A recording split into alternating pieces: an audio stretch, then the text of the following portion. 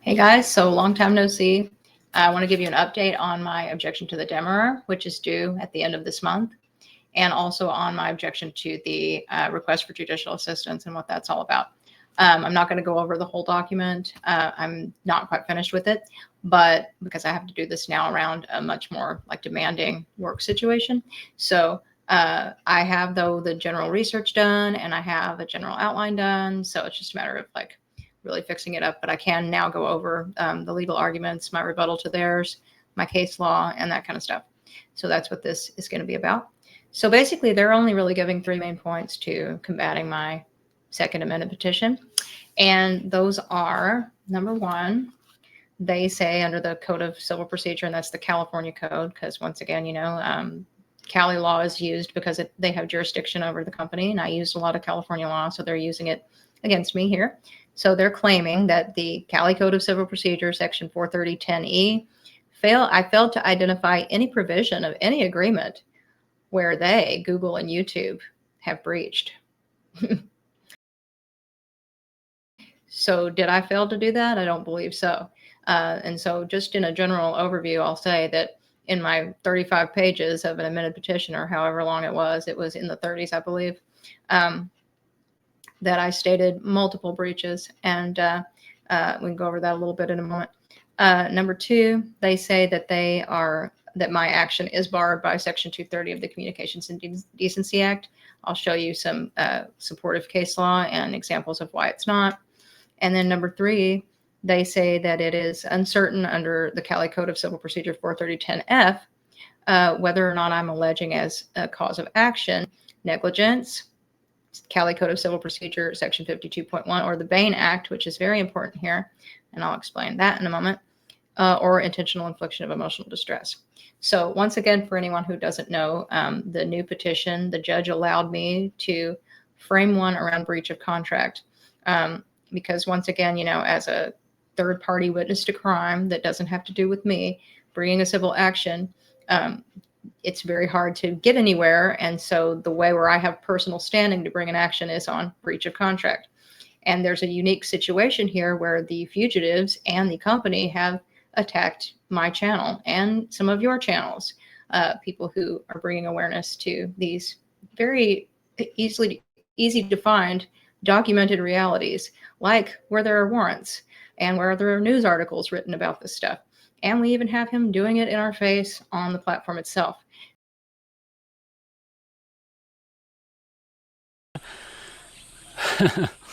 He said that he had sex in front of his children, and he actually let his son grab his penis, and he talked about it as if it's natural, and it is actually natural.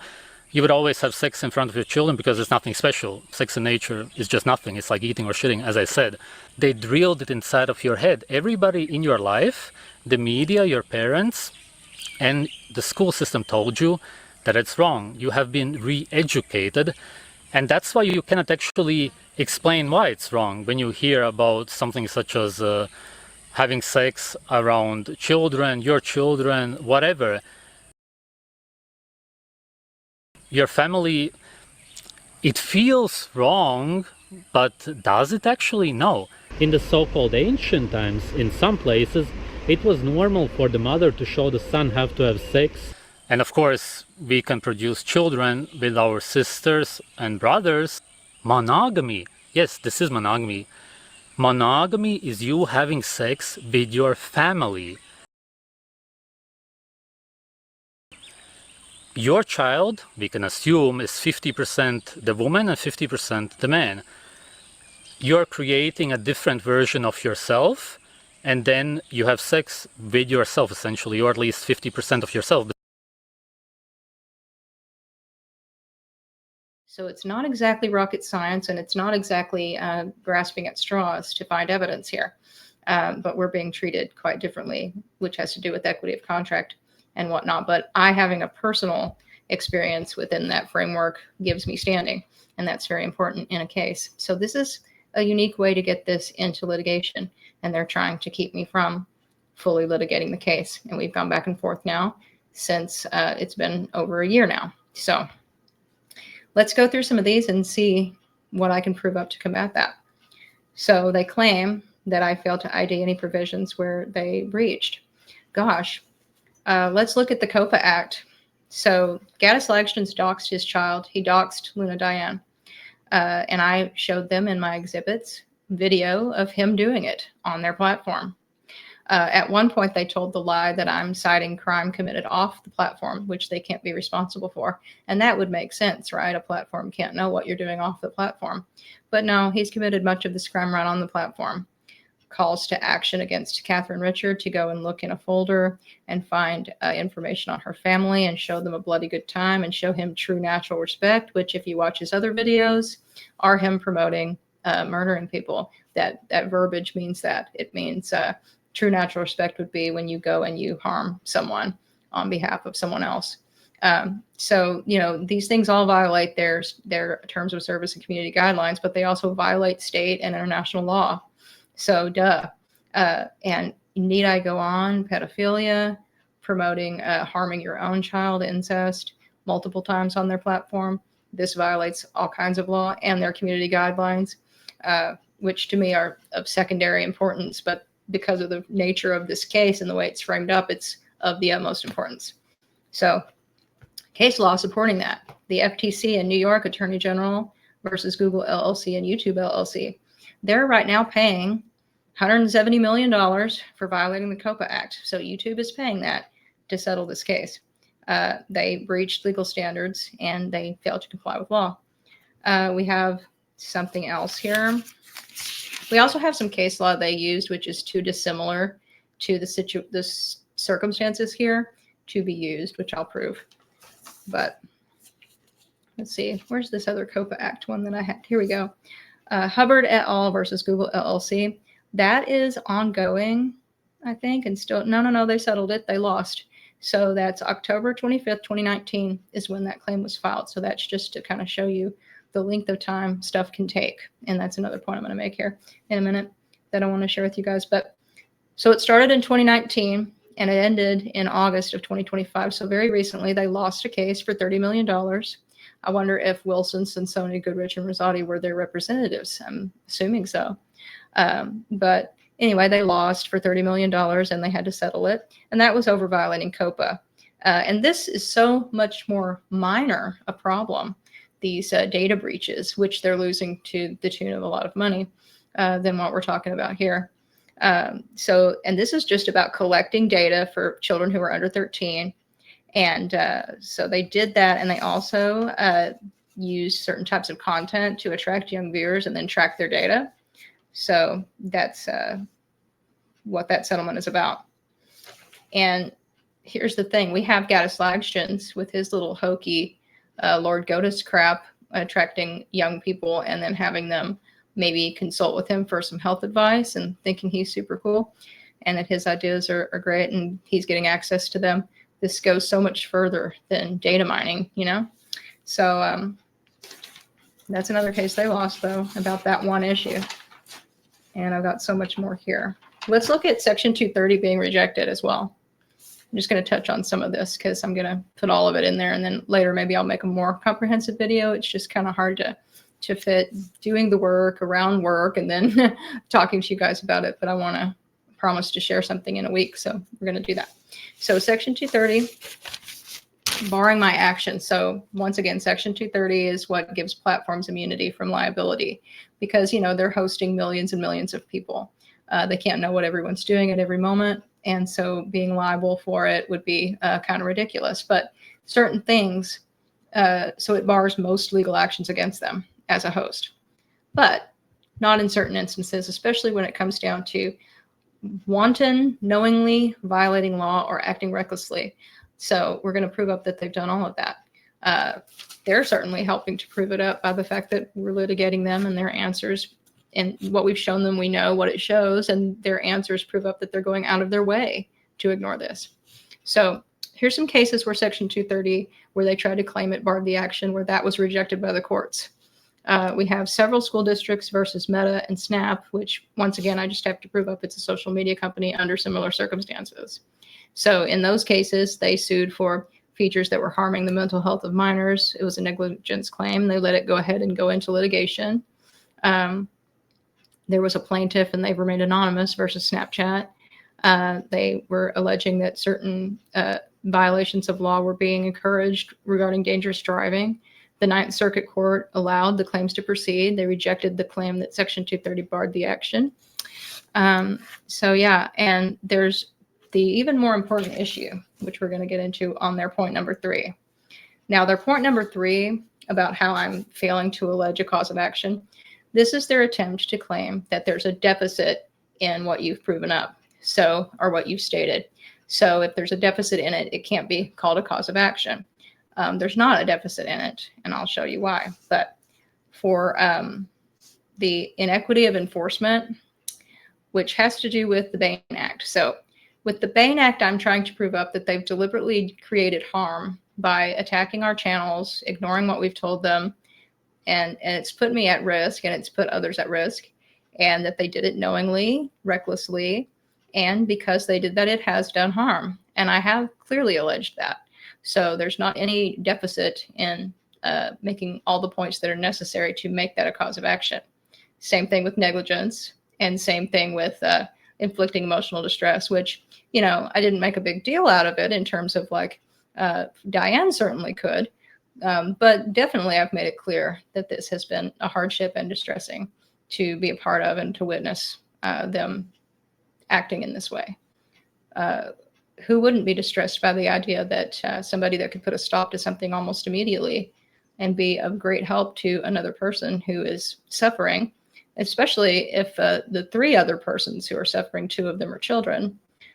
Yeah, I find that distressing. So, and I find the fact that they don't care about me somewhat distressing too. You know, I have a right to be quickly out of this situation. I tried to do the right thing, and they should help me do the right thing. They have the power to do that.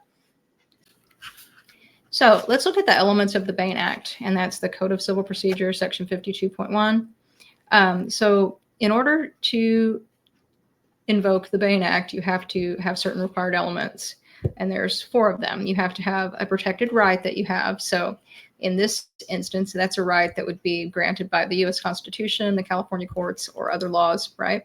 So that protected right to me would be speech rights. And this is a private company. They can shut things down and whatnot, but they do have to treat people equally and fairly. So if I'm on their platform and I'm not doing anything wrong, then I'm exercising my protected right. They're open to the public, so they're subject to certain laws.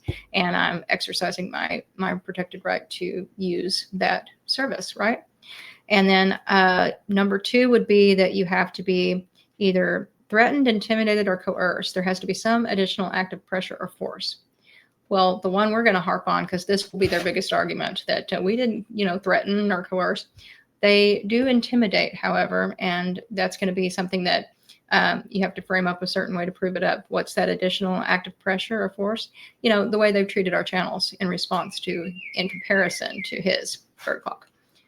So we'll let the bird do its thing, and then I'll get back on track. Okay, so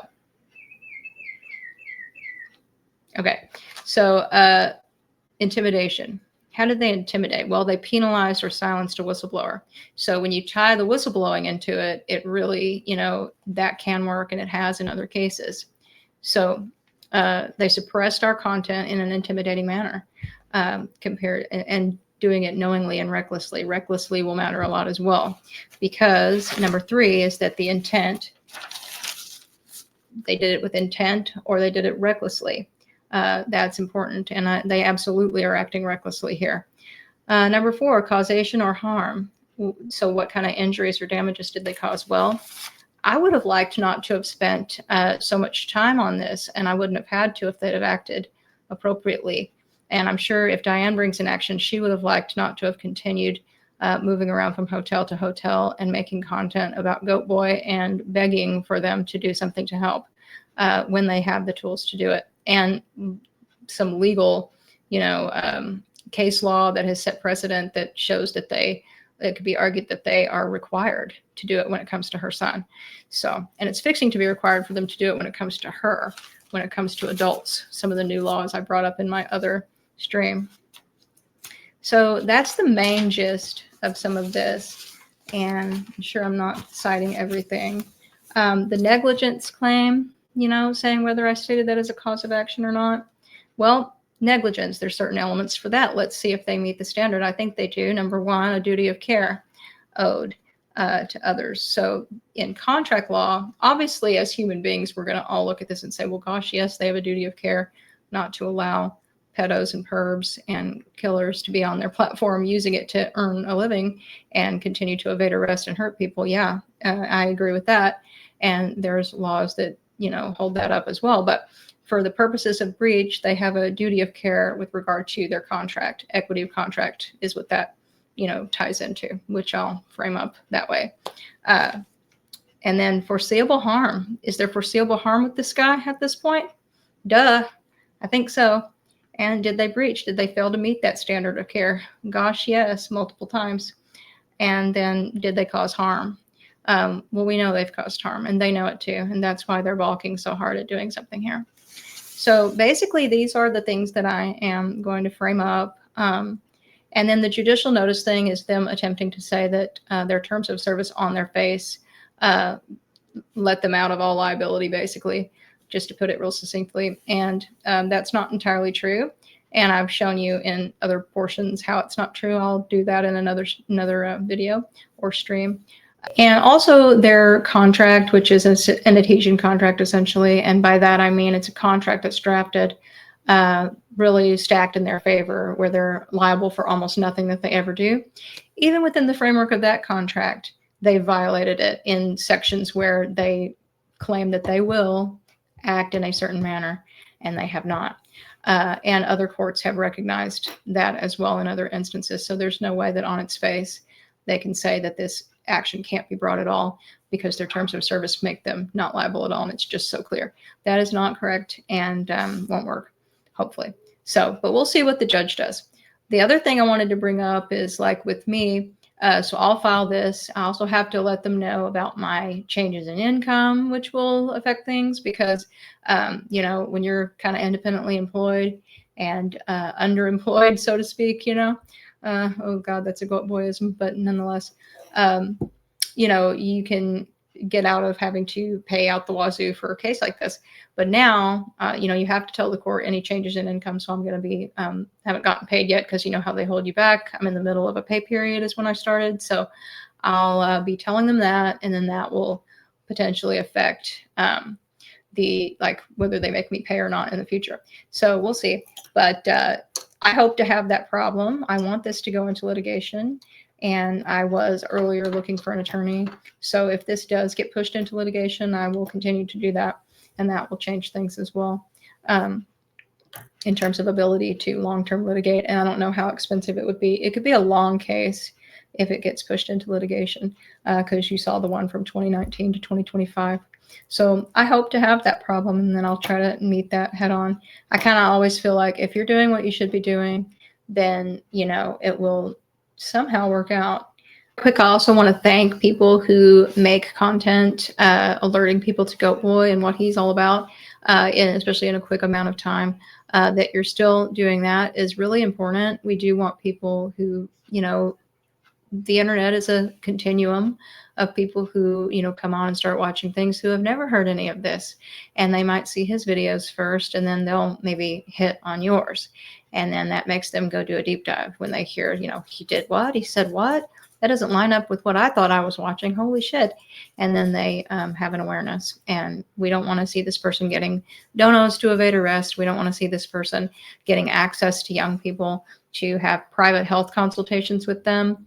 And gosh, the company ought to be super worried about that. If I had a company and I knew that somebody was using my services to do things like this, I would want to stop that immediately. And I'd also want to be of help to the people who could have been potentially harmed when I was unaware. I'd want to do that immediately to prove up that I care and that I don't, support these illegal activities and these activities that violate terms of service and guidelines that I set as a company if I had a company. So too bad that's not their attitude, but maybe it will be as more and more people litigate things. There are several cases right now also under appeal that I was reading about and that's because, the court tried to strike them down. They were kind of similar to this one, but they aren't successfully striking things all the way down, and eventually one is going to get through. This is going to change. So it's just a matter of time, and you just have to be, they say, the wheels of justice are slow, and it is ridiculous, but it changes only the person that lasts, the people that outlast the game of making people have to do things for a long period of time. That is part of the game of seeing if they can wear you down. So the law is drafted in such a way where it gives so many outs for people. It's drafted by the elite in many instances, for the elite. So getting through that is really hard, but it can be done.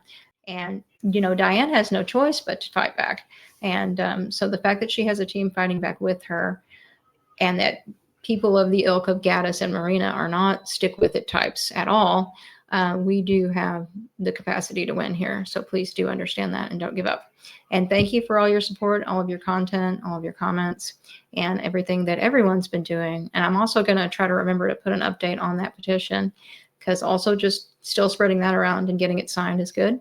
As a supportive document, could be used in the future in trial if we litigate. So hope to have that problem in the future. I'll keep you updated. I'll, share a more comprehensive thing in the upcoming weekend. So, and I have other ideas for content. I just can't really do that right now. When I no longer have to draft anything for the court case, then I'll kind of make that the focus for weekly content. So yeah, that's it for now. Everybody take care. I hope everybody's the weather and life is being kind to you, and I'll see you soon. Bye-bye.